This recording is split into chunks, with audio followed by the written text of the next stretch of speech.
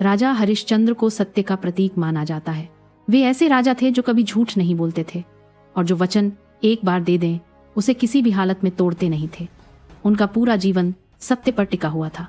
एक समय ऋषि विश्वामित्र उनके पास आए और उनसे दान मांगा।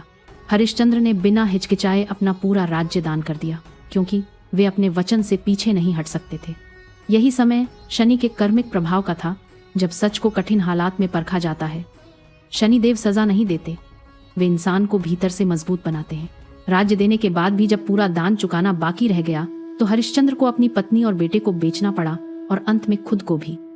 इसके बाद वे श्मशान घाट में काम करने लगे, जहां उन्हें अंतिम संस्कार का काम करना पड़ता था। यही उनकी सबसे बड़ी परीक्षा आई।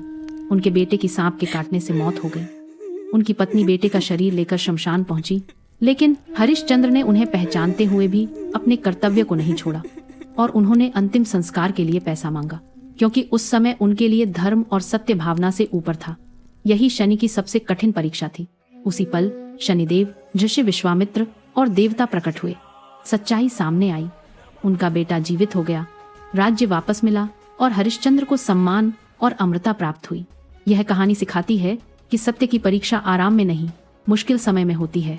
धर्म दर्द में साबित होता है। शनिदेव अहंकार को तोड़ते हैं, इंसान को नहीं।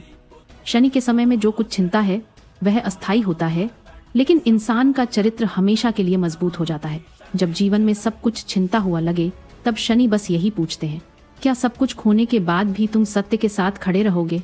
ऐसी परीक्षाएं हर किसी की नहीं होती। ये परीक्षाएं अक्सर उस समय आती हैं जब शनि का प्रभाव जीवन में चल रहा होता है, जैसे शनि की दशा या साढ़े साती।